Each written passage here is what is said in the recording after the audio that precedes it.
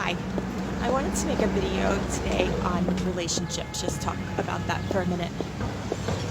Many times, especially in the most intimate relationships, such as a marriage or other relationships, even friendships, but let's just talk about the ones that are more close, is you're having this relationship and you go into it with ideas of what you want. Basically, and then the reality shows up.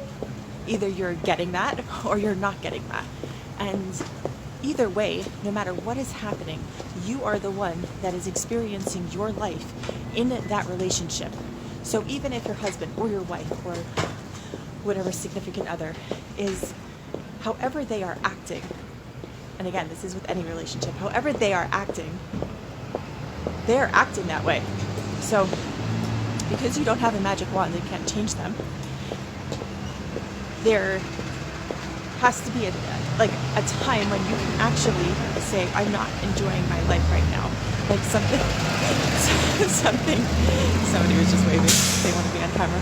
Anyway, so that how are you experiencing your life? And so there's a lot of thoughts about how you wanted to be experiencing your life, and because the circumstances are not making you feel a certain way, so then you're experiencing your life as miserable and then blaming other people for it. And most of the time what this is patterns. Like it's exactly perfect because it's exactly the painful pattern that you are used to. It's usually not just like this new feeling that you have just because it's triggered by another person. Usually there's some thing underlying whatever relationship dysfunction is happening in your relationship. Usually there's some sort of an underlying pattern that you're used to that is familiar and also uncomfortable. And it makes it look like, and that's why it becomes so painful, because it's like this other person is doing this to me. So the thing is about recognizing that in emotional childhood, you actually have no ability to change. You have no ability to feel better. As children, you're reliant on your parents. And however you feel or whatever is going on, that's exactly what you're going to be experiencing, because you don't have higher level cognitive thinking. You don't have access as much to that higher level consciousness in terms of being able to deal with adults and how you feel and how to reconcile that and to feel better no matter if the adults in your life are feeling good or not. It just doesn't happen, okay? If the adults in your life are miserable, as a child, you have to somehow figure out how to survive that and keep them happy at the same time, so that way they'll still feed you, clothe you, and keep you having shelter over you. So, but now those patterns are still existing unless you heal them.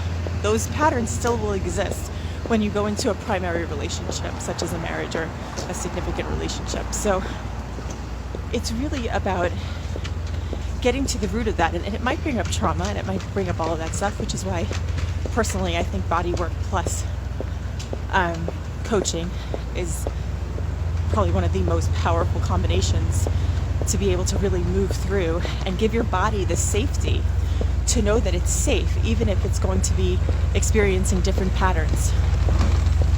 So it's not about loving or liking what another person is doing. More it's about, what do you want your experience to be when this other person is acting like this? Because they're not changing, and your attempts to do that has only caused you significant pain. And we always have choices. So another thing is that whatever it is, the choice that you're making it. So how do you want to experience your life when you're making that choice? Like, you're choosing to stay with this person, which that's not a problem. Even if maybe your friends would say, don't do that or whatever, it's not a problem. Okay, because you have your reasons for making the decisions that you're making, but get your own back on that.